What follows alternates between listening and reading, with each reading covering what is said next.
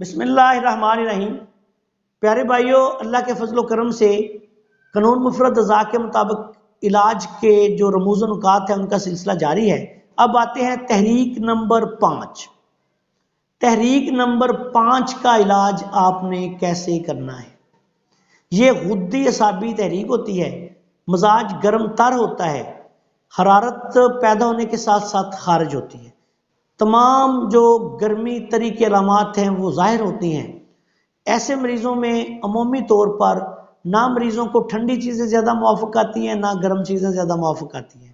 Blood pressure ذرا کوئی تھوڑی سی گرم چیز کھائی بلڈ پریشر شوٹ کر جائے گا، ٹھنڈی چیزیں کھائیں گے جسم میں دردیں شروع ہو جائیں گی۔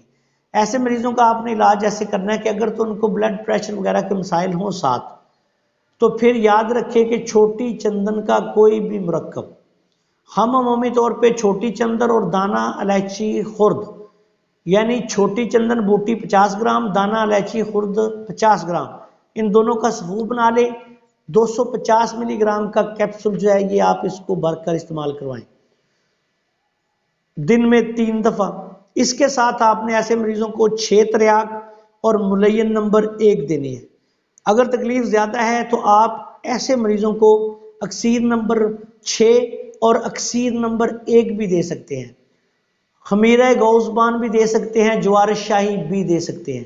تمام گرم چیزوں سے پرہیز کروائیں، نہ بہت زیادہ ٹھنڈی چیزیں بھی مریض کو نہ کھلائیں۔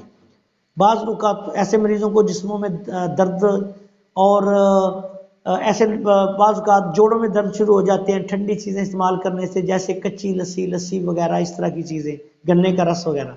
پھر آپ نے معتدل ایسی غذا ان کو دینی ہے کہ جس سے ان کے جسم میں تھوڑی تھوڑی حرارت بھی رہے، جیسے اعصابی غدی اغذیہ ہے۔